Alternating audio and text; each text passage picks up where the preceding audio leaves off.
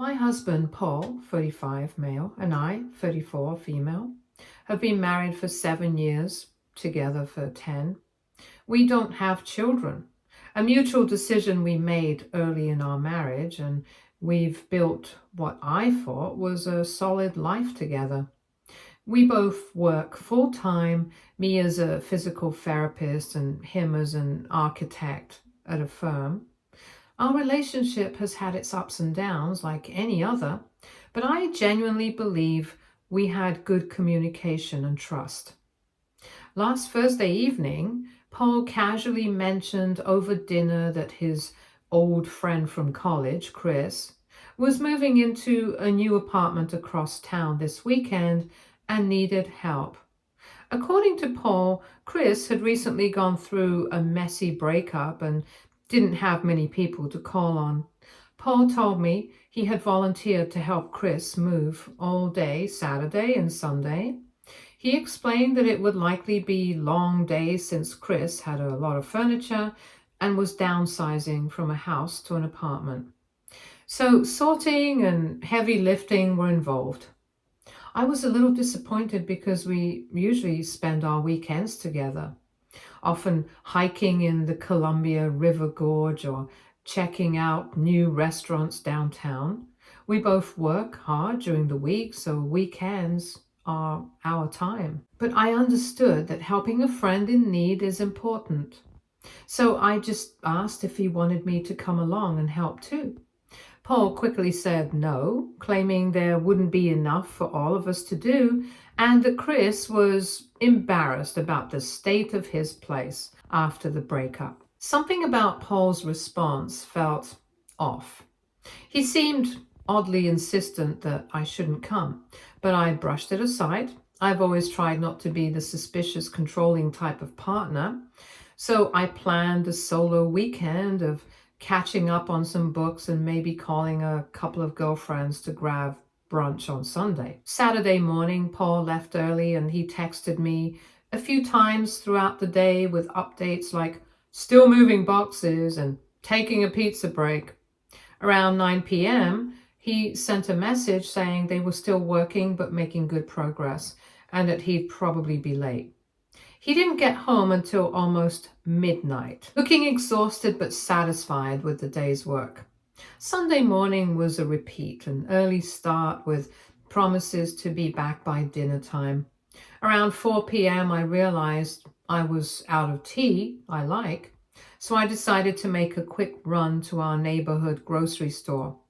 The store is only about 2 miles from our house, in an area we frequently visit. And that's when everything fell apart. As I was leaving the store, shopping bag in hand, I saw Paul's blue Subaru parked in front of a nearby apartment complex, a newer building that had just finished construction a few months ago. I wouldn't have thought much of it, except I distinctly remembered Paul telling me that Chris was moving to the Hawthorne district, which is on the other side of town from where I was standing. I stood there for a moment, confused, when I saw Paul exit the building's front door carrying what looked like a small bookshelf. He was followed by a woman I didn't recognize at first until she turned and I got a clear view of her face. It was Rose, his high school girlfriend. I need to provide some context here. Paul and Rose dated all through high school and into their first year of college before breaking up when she transferred to a school across the country. According to Paul, it was an amicable split due to distance, but they had both moved on. Over the years of our relationship, Rose's name had come up a few times, usually when Paul was reminiscing about his hometown or high school days. About 3 years ago, I discovered they had reconnected on Facebook. When I asked about it, Paul insisted they were just catching up as old friends and nothing more. He told me they exchanged a few messages and that was it. When I expressed discomfort with the situation, he assured me that he had no feelings for her whatsoever and that they weren't actively in contact. As far as I knew, that was the end of it. Yet here he was, helping Rose move into her new apartment after explicitly lying to me about who he was spending the weekend with. I don't know what came over me, but instead of confronting him immediately, I ducked behind a parked van and watched. They were laughing together as they went back inside the building. I drove home in a daze, my mind racing with questions and doubts. Was this just an innocent favor for an old friend that he'd lied about to avoid making me uncomfortable? Or was there something more going on between them? Why create the fictional friend Chris if there was nothing to hide? I spent the next several hours in a state of anxious limbo, alternating between crying and seething with anger. I checked our phone records online and discovered dozens of calls and texts between Paul and a number I didn't recognize over the past few months. I searched for Rose online and confirmed it was likely her number. When Paul finally came home around 8 p.m., I was sitting calmly at our kitchen table. He greeted me casually, mentioned how exhausted he was from helping Chris move all weekend, and opened the refrigerator to grab a beer. I asked him point blank how the move went. He gave me a detailed account of helping Chris move furniture, how the apartment was nice but smaller than his previous place, and how grateful Chris was for the help.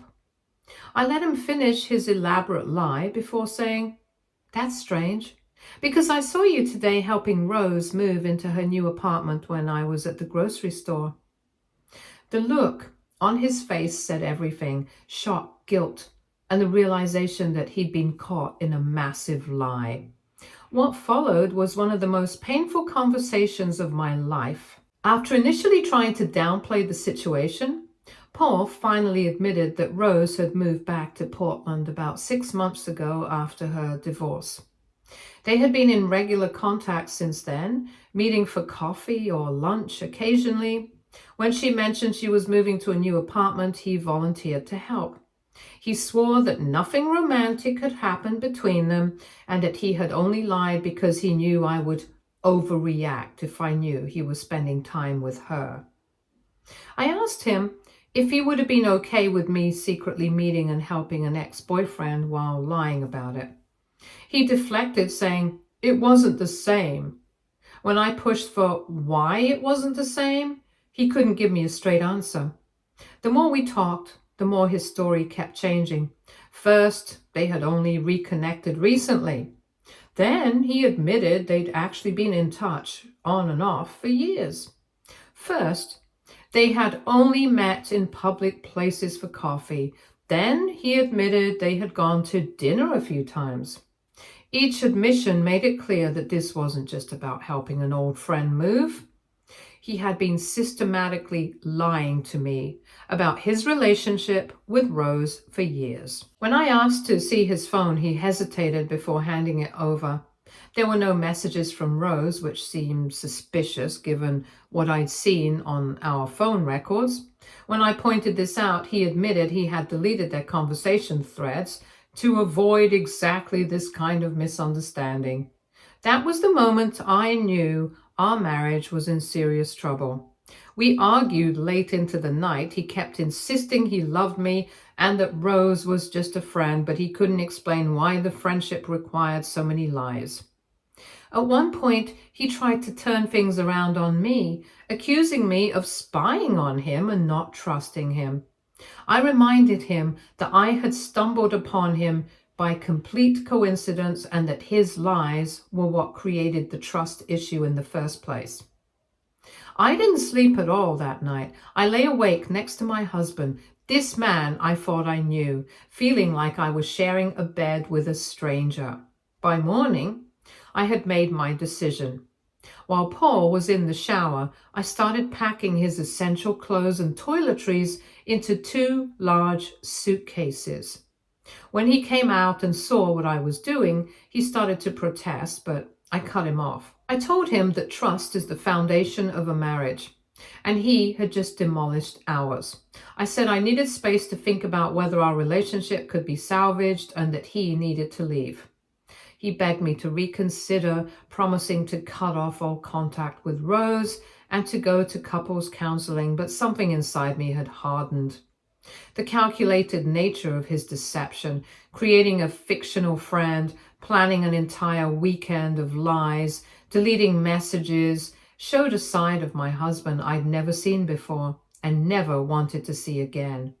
I told him he could either take the suitcases and find somewhere else to stay, or I would be the one to leave.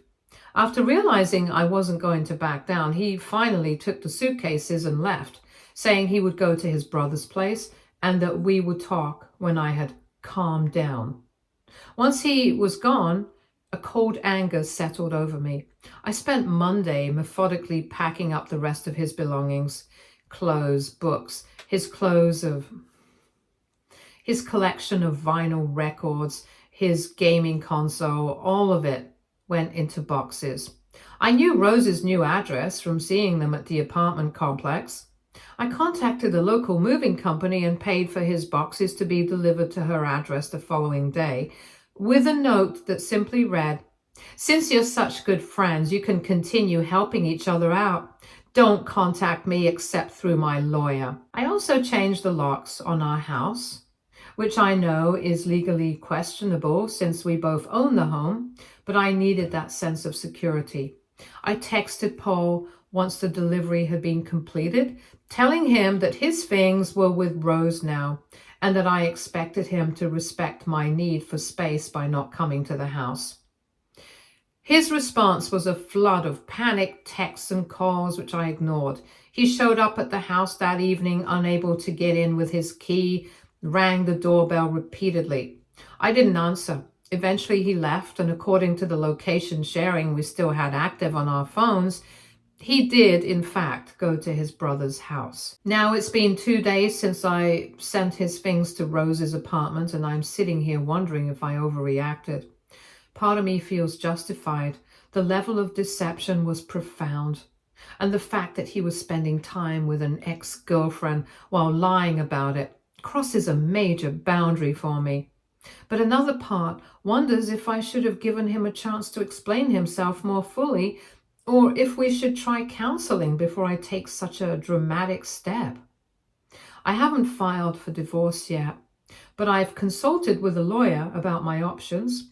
We live in Oregon, which is an equitable distribution state, meaning our marital assets would be divided fairly, but not necessarily equally in a divorce. The house was purchased during our marriage with both our names on the deed, so that would need to be addressed. We also have joint bank accounts and retirement accounts that would have to be untangled. My friends are divided.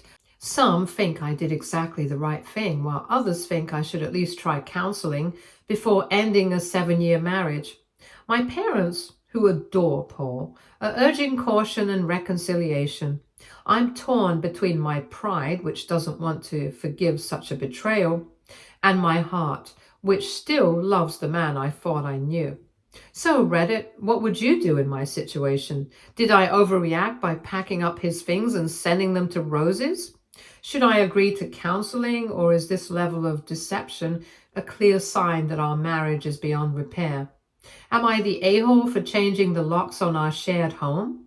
I feel completely lost and could use some outside perspective. Update 1. First, I want to thank everyone for the overwhelming support and advice on my original post. Reading through your comments has been both painful and clarifying, and I appreciate the time so many of you took to share your thoughts and similar experiences. A lot has happened in the past 3 days, and I'm still processing everything, but I wanted to provide an update. The day after I posted, Paul's brother Mike called me. Mike and I have always gotten along well, and he's generally a straightforward, honest person. He told me that Paul had been staying with him and was a complete wreck. According to Mike, Paul confessed everything to him, and Mike felt I deserved to know the full truth. Here's what Mike told me. Paul and Rose had indeed been in regular contact for not just months but years. They never fully disconnected after reconnecting on Facebook 3 years ago. While Paul continued to insist to his brother that nothing physical had happened between them, he did admit to Mike that there was an emotional component to their relationship that went beyond normal friendship. Rose had apparently been unhappy in her marriage for a long time before her divorce, and Paul had become her confidant and emotional support. Mike said that when he pressed Paul on why he maintained this secret relationship, Paul broke down and admitted he enjoyed the attention and the connection to his past. He said he loved me and our life together, but Rose represented a what-if scenario that he couldn't seem to let go of.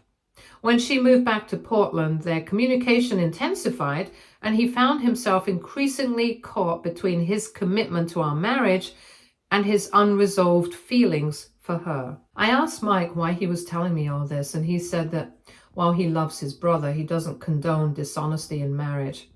He thought I deserved to know the whole truth so I could make an informed decision about our future. He also mentioned that Paul was planning to come clean about everything and ask for another chance. Sure enough, later the same day, I received an email from him. I had been ignoring his calls and texts. The email was long and detailed, confessing to the ongoing emotional affair with Rose. He admitted that while they hadn't been physically intimate, their relationship had crossed boundaries that shouldn't be crossed when you're married. He said he had been compartmentalizing, convincing himself that as long as nothing physical happened, he wasn't really betraying me. He now realized how wrong that was. He also revealed something I hadn't known. Rose had apparently expressed romantic interest in rekindling their relationship after her divorce. And while Paul claims he told her he was committed to our marriage, he didn't cut off contact as he should have. Instead, he tried to maintain both relationships, which led to the elaborate lies about helping Chris move. In his email, Paul said he had been in contact with a therapist who specializes in marriage counseling and infidelity recovery, and he was willing to do whatever it took to rebuild trust if I was willing to try. He said he had told Rose that he couldn't have any contact with her going forward and had blocked her number and social media accounts. I didn't respond to the email immediately. I needed time to process this new information and figure out what I wanted. The next day, I received a surprising call from a number I didn't recognize. It was Rose. She was calling to apologize. She said that after receiving Paul's belongings at her apartment, which apparently caused quite a scene with her landlord, she realized the extent of the damage their relationship had caused. She confirmed most of what Paul and Mike had told me, that their friendship had crossed appropriate boundaries, but that nothing physical had happened between them. She also admitted that she had hoped they might reconnect romantically after her divorce, but claimed she didn't fully appreciate the impact their relationship was having on our marriage. I didn't say much during the call. I mostly listened, occasionally asking clarifying questions. She seemed genuinely remorseful, but I also sensed that she was trying to absolve herself of some guilt by making this call. Before ending the conversation, she promised she would respect my marriage and not contact Paul again. Yesterday, I finally agreed to meet Paul at a coffee shop to talk in person. It was intensely difficult to see him. He looked terrible with dark circles under his eyes and a defeated posture that I'd never seen on him before. For the first time since this all began, I saw genuine remorse in his expression, not just fear of being caught or losing our marriage. We talked for nearly 3 hours. He answered every question I had without defensiveness, took full responsibility for his actions, and didn't try to minimize the hurt he had caused. He admitted that he had been living in a fantasy world where he could have both me and the ego boost of Rose's attention.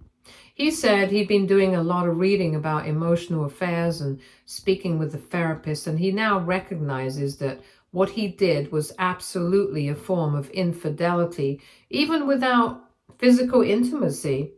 When I asked why I should ever trust him again, He didn't have a quick answer.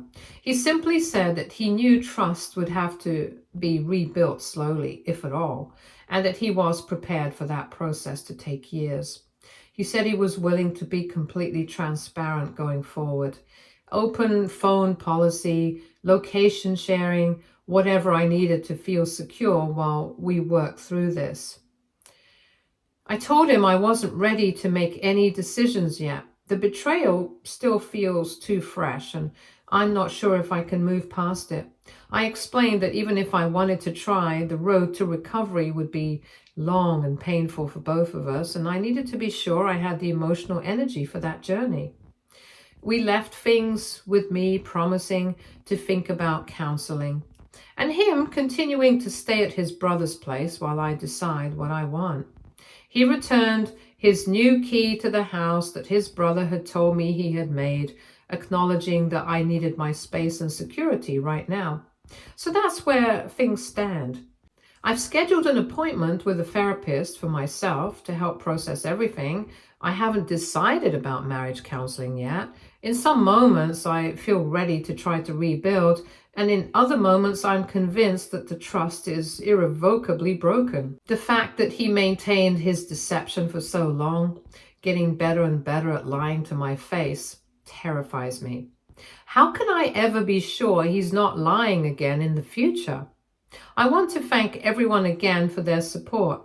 I'll update again when I've made some decisions or if anything significant changes. Update 2. The past few days have been a roller coaster of emotions and revelations. I've started seeing a therapist individually, which has been helpful for sorting through my feelings. After much consideration, I agreed to attend one session of couples counseling with Paul, just to see if it might be worth pursuing further. The session was yesterday, and it was both enlightening and devastating. The therapist, Dr. Rivera, has extensive experience with infidelity recovery and created a safe space for both of us to express ourselves. She began by establishing some ground rules. No interrupting, no defensive responses, just honest communication. Paul went first, reiterating his remorse and his desire to save our marriage. He spoke about his own insecurities and how reconnecting with Rose had boosted his ego in ways he hadn't been conscious of initially. He talked about how one small lie had snowballed into bigger lies until he found himself living a double life. He seemed genuinely contrite and self-reflective. When it was my turn to speak, I surprised myself with the depth of pain and anger that came pouring out. I talked about the humiliation of discovering his deception by chance, the countless moments where he had looked me in the eye and lied, and the creeping doubt that now colored all my memories of our marriage. Had there been other lies I hadn't caught? Other women? How could I ever trust anything he said again? Dr. Rivera guided us through a discussion of what trust meant to each of us and what rebuilding it might look like. She was careful not to push reconciliation, emphasizing that both staying and leaving were valid choices after such a betrayal. She gave us some communication exercises to practice and suggested we each spend some time reflecting on what we truly wanted for our futures, either together or apart. I left the session emotionally exhausted, but with slightly more clarity. I realized that despite everything, a part of me still wanted to believe Paul could change and that our marriage could be saved. But I also recognized the enormous effort that would be required from both of us with no guarantee of success. That evening, I decided to do something I hadn't done yet. I logged onto our shared cloud storage where we keep important documents and photos.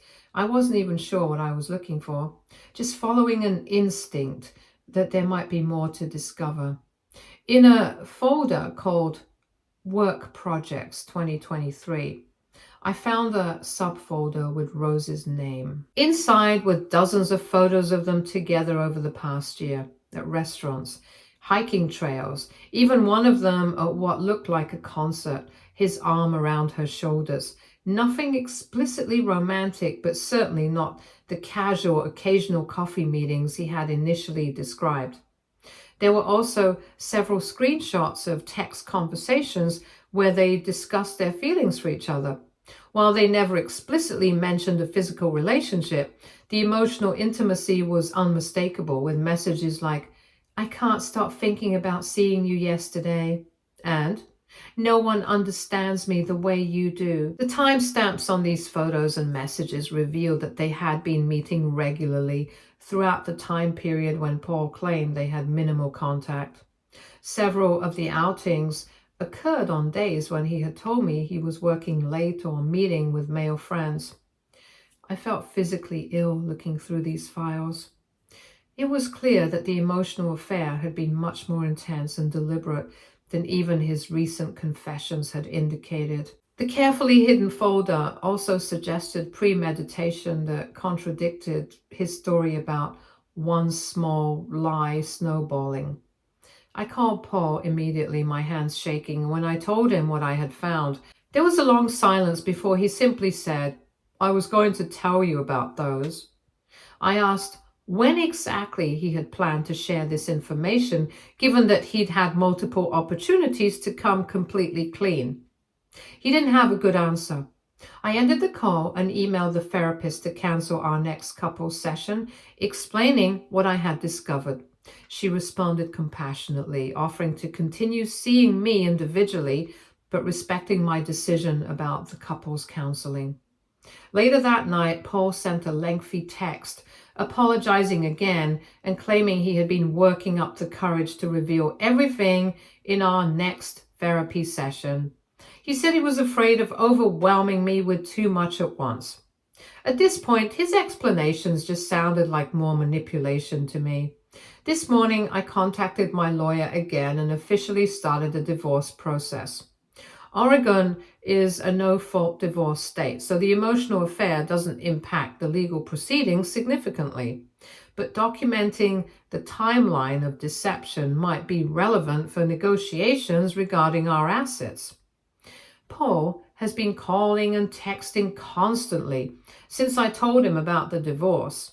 His messages swing between begging for another chance and expressing anger that I won't even try to save our marriage. I've mostly been ignoring them, responding only to practical questions about the logistics of separating our lives. His brother Mike called as well, asking me to reconsider and saying that Paul is truly devastated. I thanked him for his honesty earlier, but explained that the additional discoveries made reconciliation impossible for me. Mike seemed to understand, saying he tried to help Paul accept my decision. So that's where things stand now. The divorce process has begun, and I'm focusing on practical matters, separating finances, making plans for the house, and figuring out next steps. Emotionally, I'm still raw, but there's also a strange sense of clarity and relief in having made a decision. I'm scared about starting over at 34, but I know I deserve a relationship built on honesty and respect. I'll update again once there are significant developments in the divorce process or if anything unexpected occurs. Update 3. I didn't expect to be updating again so soon, but something happened yesterday that I'm still trying to process, and writing has become a way for me to make sense of things. The divorce proceedings had barely begun. My lawyer had drafted the initial paperwork, and we were scheduled to discuss the division of assets later this week. Paul had been relatively quiet for the past 2 days, still sending occasional texts asking me to reconsider, but less frequently than before. Yesterday afternoon, I was leaving my therapy appointment when I noticed a familiar car in the parking lot. Rose's red Toyota that I had seen at her apartment building. I froze, wondering if this was some kind of bizarre coincidence when Rose herself emerged from the building. She spotted me immediately and called my name. My first instinct was to ignore her and walk away, but curiosity got the better of me. We ended up sitting on a bench outside the therapy office, and she asked if we could talk. Against my better judgment, I agreed. What followed was one of the most surreal conversations of my life. Rose appeared nervous but determined as she began speaking. She told me that after our phone call last week, she had been wrestling with guilt about her role in the breakdown of my marriage.